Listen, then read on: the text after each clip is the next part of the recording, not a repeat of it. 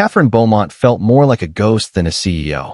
6 months after her father's death, she still haunted his corner office on the 55th floor, staring through the long glass at Chicago, as if the city owed her a sign.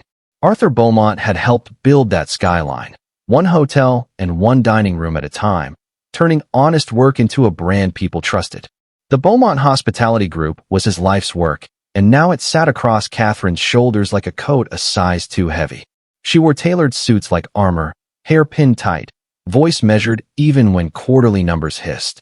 She chaired meetings, corrected forecasts, and negotiated deals the papers would call bold. None of it felt like breathing. At night the penthouse went quiet and the mask slid off, and she saw not a leader in the mirror but a daughter in a room too high above the ground. Arthur had not been born into marble lobbies. He started in steam and bleach with his sleeves rolled high, a dishwasher who learned the rhythm of kitchens before he learned the math of debt and growth. He used to tell her, "The soul of this company isn't in the boardroom, Katie. It lives where the plates clatter and the carpets get vacuumed at midnight. It lives in people nobody bothers to learn by name." Even as chairman, he would vanish for a week and reappear as a bellman in Phoenix or a line cook in Miami, working the grind to keep himself honest. He called it his reality check. He said it kept the heart beating where it belonged. After the funeral, those words wouldn't stop ringing. She was prepping a partnership with Valente Tech, software that could wire every guest touchpoint from check-in to check-out, and all her decks looked clean. But a quiet fear worked its way under the polish. She was selling a promise she hadn't touched from the ground in years. The whisper to follow him became a plan. She called Sarah Jenkins in HR, the only person who had watched her grow from braces to board votes. "I need a job at Aurelia," she said. "A real one. No special treatment. No one can know." Sarah laughed, then sobered. "Your father would have loved this," she said. "He always said you had more of him than you thought." "Okay, we'll make it clean. New name, new file. Welcome to the wage that stings." The transformation took an afternoon and a little nerve. Catherine became Kate. She left the sleek bun for a crooked ponytail, scrubbed off the manicure, slid into second-hand black pants and a thin gray shirt, and bought non-slip shoes that looked like they had stories. In the mirror, she found a woman she barely recognized, tired, a little anxious, stripped of the quiet wealth that normally wrapped around her like air. It felt right. Aurelia was the jewel of the company, a dining room that made people lower their voices and sit straighter, a 3-month wait list, food plated like quiet art. Kate entered through the alley door where trucks exhaled and cooks took 5 minutes of sky. The corridor smelled like bleach and hot oil and the kind of fatigue that laughs because it must. The kitchen was a storm of motion and heat, pans shouting, printers spitting orders, voices cutting through the noise with one word at a time. The dining room beyond the swinging doors glowed soft and gold. The space between those worlds was a narrow runway where timing decided everything. "New girl," said the shift manager without looking up. Isabella Rossi. Starched, sharp, hair coiled in a perfect bun, shoes that never squeaked. Her eyes slid head to toe and paused at the worn shoes. "HR fast-tracked you. Must be nice. Your station is water, bread, and bussing. Don't speak to guests unless they speak first. Stay out of paths. Try not to look like you slept in a bus." Kate swallowed the reply that would have ended a career and said, "Yes, Isabella." "It's Isabella, not ma'am," she said, already moving. The first hours were a lesson in gravity and humility. Tubs of dishes were heavier than they looked. The dish pit lived in a fog that turned your hair to rain. Glasses demanded to be polished until they were air. Bread baskets had a schedule that did not care about your back. Kate learned the floor like a map, counted steps between the pass and table 12, learned which server moved like a dancer and which moved like a storm. Pain arrived early and stayed. By the second hour, her shoulders spoke in a language Pilates had never taught her. She spilled a little water and apologized to a coat that looked like it could buy her car twice. A busser inched past her with a full tub and whispered, "You're okay," like a secret you were allowed to hear. During a quick lull, she met David Chun, an older server with careful hands and a calm that felt like shade. He caught her stretching her back and smiled with his eyes. "First day?" he asked. "That obvious?" she said. "Everyone's obvious on day one," he said. "I'm David. If you need a breath, steal it by the ice machine. No one looks there. And drink water like it's a shift." "Thanks," she said, meaning it. He studied her and nodded as if he had decided something good. "You've got the look," he said. The old man had it too. Her heart skipped. The old man. "Mr. Beaumont," he said. "He used to sit at the bar. Sometimes he'd tie on an apron if we were drowning. He looked at you like you were a person, not a job." She turned away so he wouldn't see her eyes shine, and the work didn't feel quite so heavy. Days built a rhythm of bells and plates, pivot and pour, apology and recovery. Kate learned to read a table without staring, to carry 3 plates on one arm with a 4th balanced like faith, to refill water just before thirst arrived. She learned the back-of-house language, 2 taps on a chair for a clear, chin tilt to warn of a manager in the lane, palm flat when the pass was too hot to argue. She learned how to take a sharp word and let it pass through. Isabella's attention found her the way a storm finds the lowest ground. "Apron spot," again, Isabella would say, softly enough to sound like help and loud enough to sting. Aurelia's standards are non-negotiable. "Are you?" When a regular named Mr. Peterson snapped at a slow refill, Isabella pulled Kate into the corridor. "Do you understand who that is? He buys opinions for breakfast. Your sloppiness is my problem." The humiliation wasn't theatrical. It was steady, precise, and public enough to teach fear. Kate let it land and logged it away. If it hit her, it hit the kids on their first job. David stayed steady. He slid her a protein bar when the break evaporated and murmured, "You're fast and clean." Don't let her live in your head. On a closing shift, rolling silver in the hush between mop and lock, he said, "Mr. Beaumont would hate what this room has become. He used to say happy staff make happy guests. He remembered my wife's name. Sent something when my granddaughter was born. Now it's numbers and shine." The heart went upstairs and didn't come back. It landed like a brick she already carried. "Maybe the heart is hiding," Kate said. "They never look for it," David said. "Not bitter, just tired in a way that comes from being good for a long time without being seen." The second crack showed up in math. Aurelia pooled tips, bussers, bar, hosts, then the balance for servers by hours worked. Fair on paper. But Kate's envelope kept landing light by a few dollars on the nights she earned the most. Not enough to scream, enough to frown. CEO Brain did the totals in her head and didn't like the answer. She stayed late pretending she'd forgotten a pen. From the shadow by the office glass, she watched Isabella count. Credit card slips entered into the system with neat fingers. Cash stacked in careful bundles. Then the motion, a quick, practice slide of a small stack of bills into a handbag. 100 here. Maybe 2. Invisible if you weren't looking, ruinous if you needed groceries. Kate's anger was not heat. It was ice. She filmed 30 seconds behind a potted plant, then filmed again 2 nights later to make sure the pattern held. It did. She printed the tip reports, circled the gaps, and waited. Nights she went home to a penthouse that felt like a show unit, stainless steel and quiet. The kind of quiet that makes your thoughts buzz too loud. She would stand barefoot on cold stone and replay the shift like game film. Where did service break, and who carried the weight of that break? She would scroll the Valente proposal and feel 2 truths collide. The technology would help, and the man signing it might hollow them out if he didn't believe people mattered. The board wanted the deal. The COO wanted the deal. The press would love the deal.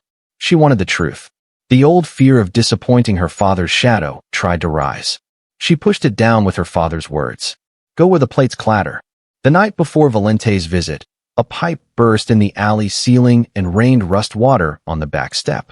Maintenance showed up with towels and bad news about a replacement part stuck in limbo. A line cook named Hiro taped a trash bag overhead and kept working without missing a ticket. Isabella scolded him for the sight of plastic. Optics, she hissed. We cannot look poor. Hiro nodded, made the bag neater, and sent out a perfect sea base with citrus that tasted like a better day. Watching him, Kate felt the tight knot of anger and love you feel for a place that asks too much and still gets excellence because the people inside refuse to serve anything less. The next morning brought a different kind of pressure, a visit from a man the business magazines called a genius and the staff called a problem. Marco Valente, founder of Valente Tech, was coming to dine with 2 executives to bless a massive partnership that would thread his software through the Beaumont guest experience. If he liked the night, the deal would close and the press would sing. If he didn't, months of work would evaporate. Isabella gathered the team before service. Tonight is the most important service of your lives. she said, eyes shining hot. Mr. Valente is a kingmaker. Silver must be mirrors. Glass must be air. Smiles must be real. Her gaze found Kate like a searchlight. You will be in the back polishing. You will not step into the dining room. I will not have him see that. She flicked her fingers at Kate's clean, worn uniform. A thin laugh ran through a corner of the room and died on contact with David's face. Understood, Kate said. From her hot corner by the dish pit, Kate worked the cloth over endless goblets and watched the swing doors open and close on a richer world. Valente arrived with 2 associates, suit sharp, eyes sharper, the air around him charged with hurry. Isabella met him like a stage manager, placing him in the best booth with the skyline posed behind him. Service hit its marks until a young server, hands shaking, jaw clenched, carried a vintage Bordeaux to the table. Another waiter clipped him at the corner. The decanter tilted. A red arc cut the light and painted one associate's shirt. The room gasped. The kid froze. Isabella appeared in 2 heartbeats. Voice sugar for the guests, venom for the boy. In the back, she hissed, then turned to Valente. We'll replace the bottle, and of course we'll take care of everything. More wine, Valente said, dismissive, bored with the mess he was in the center of. He didn't look at the boy. Isabella scanned the room for a free hand that didn't exist and found the one she had ordered to stay invisible. She jerked her chin. Every strong server was pinned to a table. Isabella scanned the room and her eyes snagged on the kitchen doors. She jerked her chin. You now. Kate wiped her palms and walked through the doors. The calm of the dining room hit, like cold air. She felt eyes on her back. David, across the way, gave a small nod that felt like permission. She picked up a napkin and blotted a spill. Leave it, Valente said without looking up. Bring the wine. One associate leaned toward the other, smirking. Look at those shoes. The other chuckled. Charity bin chic. The words hit and passed through. Kate met Valente's eyes for a heartbeat. There was nothing there. No check, no correction, just the flat impatience of a man who believed gravity worked harder for him. Isabella hovered as Kate presented the label. Chateau Margaux, 2005, Kate said, steady. As she poured, the smirking associate slid his foot into the narrow aisle. Kate stepped back and clipped leather. She caught herself. 3 drops darkened the cloth. It was nothing. It became everything. That's it. Isabella snapped, the mask tearing. You are an embarrassment. You're fired. Get out. The room went still the way rooms do when cruelty is public. David took a step and stopped under Isabella's eyes. Kate looked at Isabella, then at Valente's table, then at the faces of the staff who lived under a steady rain of small meanness. She kept her voice level. Fine. She walked past the flowers, past the host's stand, through the front doors, and into the cool night. On the curb, she took one long breath and felt the disguise fall away like a coat she no longer needed. She called her COO. George, she said, voice calm as steel. Aurelia. 10 a.m. emergency corporate meeting. Closed to the public. Entire staff on the clock. Invite Mr. Valente and his team for a final signing. Bring security. Bring a projector. He hesitated. Catherine is everything. It will be, she said, and ended the call. Morning brought a different light. The dining room was full of uniforms and whispers. A sign on the door read, closed for private corporate meeting. Isabella floated through, already writing the story where she was the hero. At 10 sharp, the doors opened. George Sterling entered with a row of executives. A minute later, Valente and his associates walked in, impatient, phones in hand. Where is your CEO? He asked. I was promised I'd finally meet Ms. Beaumont. The doors opened again. A woman in a deep navy suit crossed the threshold like the room belonged to her, because it did. Hair neat, eyes clear, posture that said she was done asking permission. She stood at the front, and the room arranged itself around her. Good morning, she said. For those who don't know me, I'm Catherine Beaumont. Gasps broke like small waves. David's hand went to his mouth, and then to his heart. Isabella's face drained to the color of paper. Catherine's gaze took in the cooks, the servers, the dish team, the bar. My father believed our strength is our people, she said. To find that strength, you have to stand where they stand. For the past weeks, I worked in this room as Kate. I saw what you carry. I saw hard work done with grace. I also saw fear used as a tool. She lifted her phone and nodded to an aide. The wall filled with grainy footage. Isabella at her desk, counting, then the quick, practiced slide of cash into a handbag. The sound that rolled through the staff was not shock, but recognition. Pieces of the last months fell into place with an audible click. Someone said, "I knew it," without meaning to. "Isabella Rossi," Catherine said, voice like a closed door. "For theft from your own staff and for creating a toxic workplace, your employment is terminated, effective now." Two security guards stepped forward. They did not touch. They did not hurry. Isabella tried to speak and failed, her mouth shaping complaints that had nowhere to land. A busser named Maria covered her own mouth and shook, not from fear now, but from relief, the kind that comes when a low ache finally stops. In the corner, the young server who had dropped the wine looked like a kid who had been bracing for a blow and realized the blow had landed somewhere else. Isabella walked out past the staff she had made small. The doors sighed shut behind her. Catherine let the quiet sit, then turned to Valente. "We were scheduled to sign a decade-long partnership," she said. "Our name does not go beside a company that sneers at worn shoes and trips a server for sport. The agreement, as written, is canceled." She lifted the leather folder, opened it, and let the contract fall. The soft thud on the carpet sounded louder than any gavel. Valente blinked, then looked past the executives to the staff who had watched him watch cruelty. The polish dropped from his face. He saw people, not service units. He saw the young server's hands, Maria's shaking shoulders, David's steady gaze. Something in him cracked in a useful way. He spoke without the boardroom shine. "Ms. Beaumont, Catherine," he said, "I grew up with nothing. I told myself I was building so no one could make me feel small again. Somewhere along the way, I became the kind of man who makes other people feel small. I'm ashamed. There's no excuse." She studied him without mercy or malice.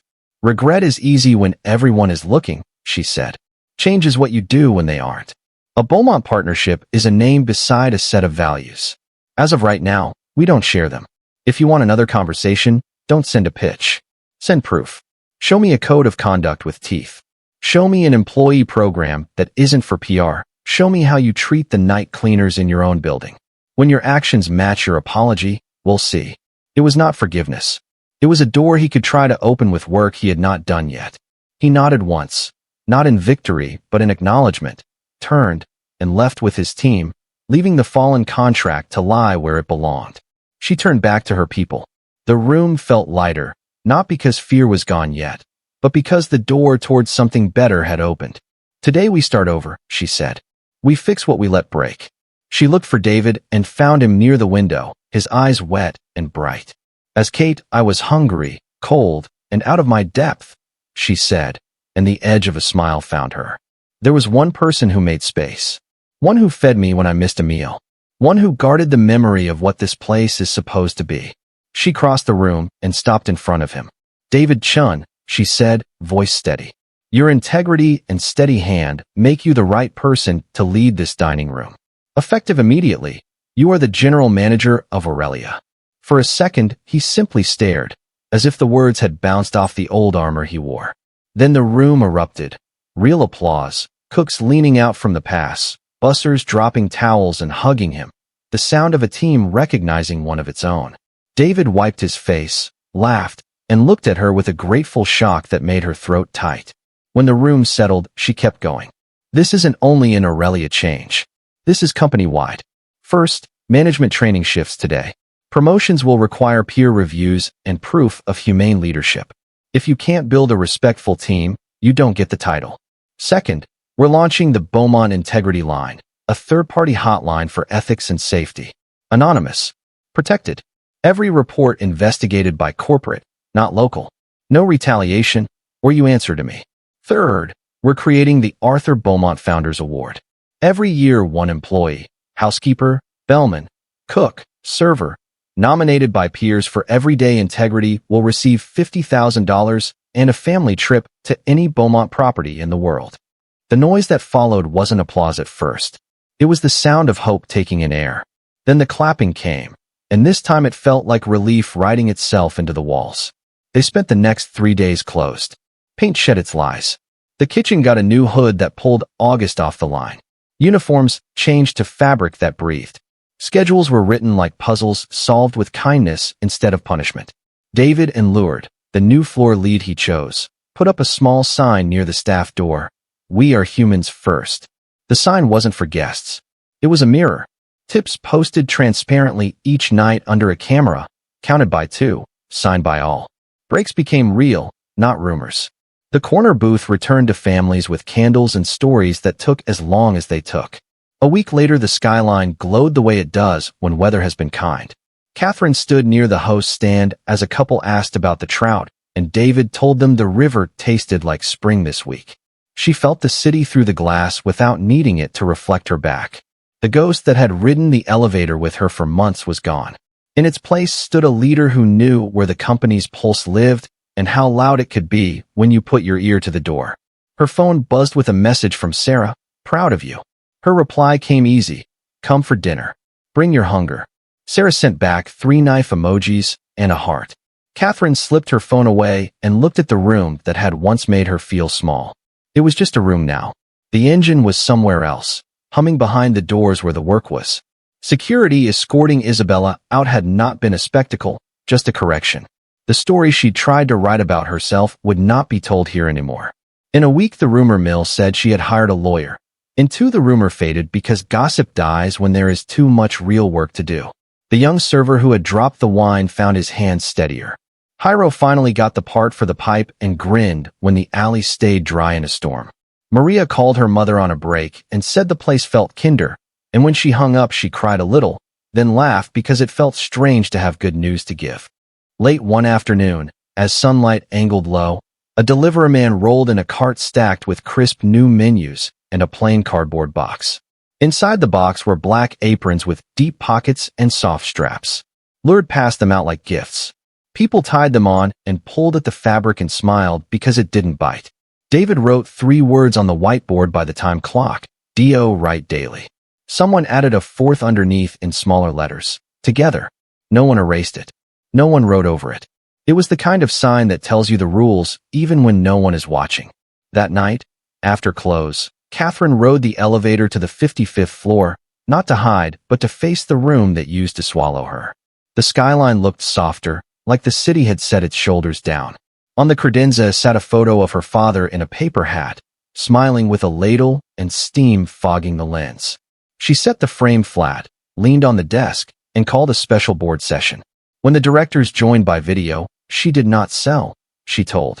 She said she had paused the Valente deal, terminated a manager for theft, and begun a culture reset at the flagship. Questions came, tight and careful. She answered in clean lines. Numbers would shift because wages would be fair and turnover would fall. The brand lift would be real because guests could feel respect in the bones of service. The risk was in doing nothing. She quoted Arthur without dressing it up. "People are the engine, polish is the paint. Paint without an engine is a dead car." Silence held. Then the chair said, "Proceed." The weight between her shoulders eased one more click. She ended the meeting, messaged legal to widen the ethics hotline across all properties, and wrote a note on a yellow sticky. "Walk the floor every week." She stuck it to her planner like a dare. Her phone buzzed with a message from Sarah, "Proud of you." Her reply came easy, "Come for dinner. Bring your hunger." Sarah sent back 3 knife emojis and a heart.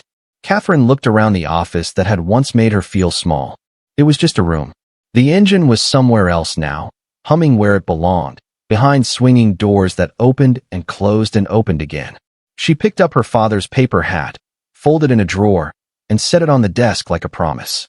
That evening, a grandmother lit 2 candles at corner booth, and nobody hurried her. Laughter moved through the room like a current.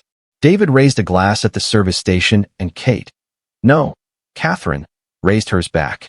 Outside, the city kept breathing. Inside, the work kept going, faster, kinder, truer, and it felt like the future walked in.